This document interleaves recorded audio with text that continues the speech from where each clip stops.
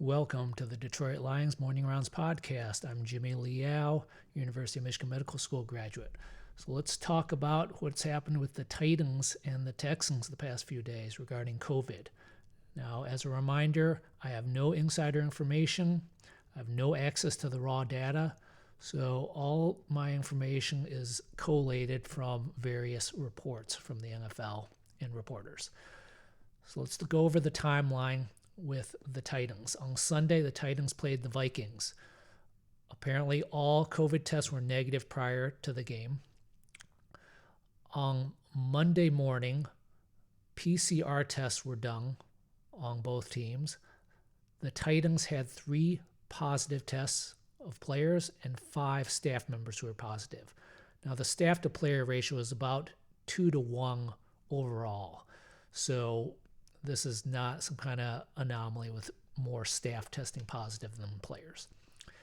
On Tuesday morning, these Monday morning PCR test results were announced publicly. And publicly, it was announced that both teams were suspending in-person activities until further notice. Tuesday testing of the morning PCR test showed a 4th Titan player testing positive. This was publicly released on Wednesday morning. On Wednesday, to date, no Vikings have tested positive so far. Apparently, the NFL felt confident enough or had no indication to think that these were all false positive tests. I agree that the NFL should be treating all positive tests as true positives, unless there's some kind of significant anomaly with the lab testing, such as an outlier spike, or some other reason to think that there's some kind of lab error, lab contamination, or some reason to think that there's a false positive.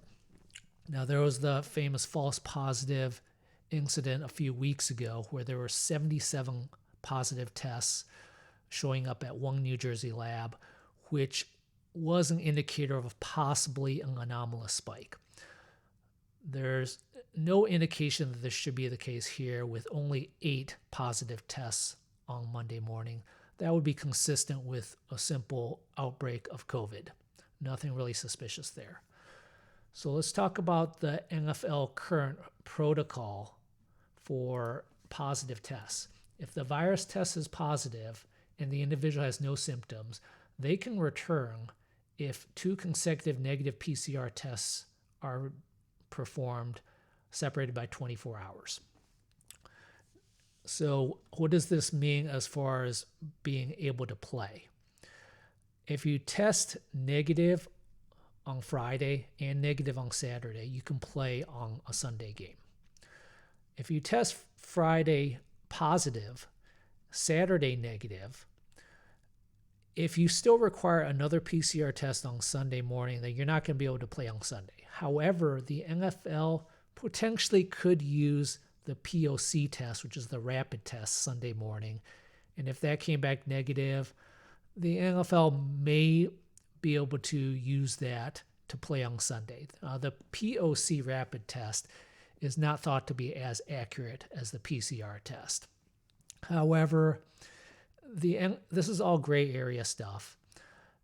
There's a lot of art to this.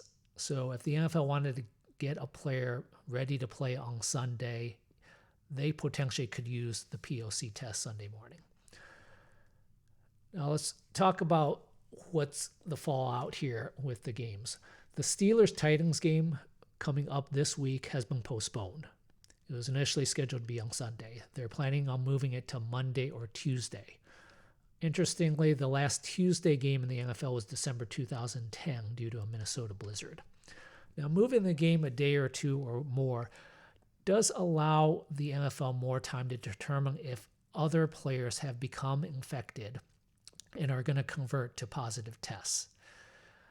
This will help decrease transmission or a furthering of the outbreak due to commingling of players during a game.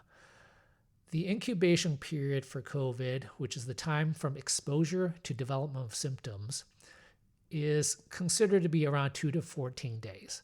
So the NFL postponing a game a couple days is not going to get them past the incubation period. However, any extra days they can extend it does help catch any positive tests or positive players before the game starts. Let's talk about the Texans, who had a batch of false positives before the game this past Sunday, 3 days ago. Today, Andrew Siciliano said that Bill O'Brien was notified of the test and had 2 players get up at 5 a.m. for a POC test.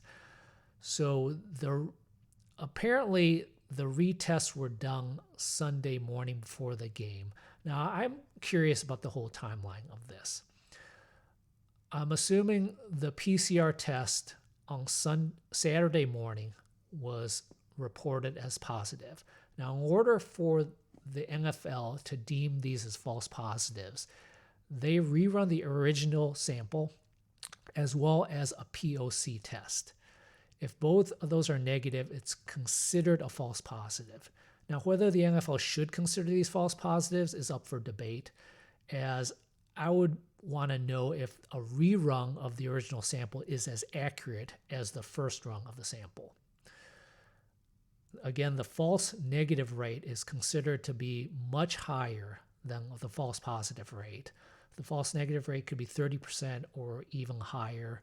So having a couple negative tests after a positive test does not necessarily mean that that positive test was a false positive.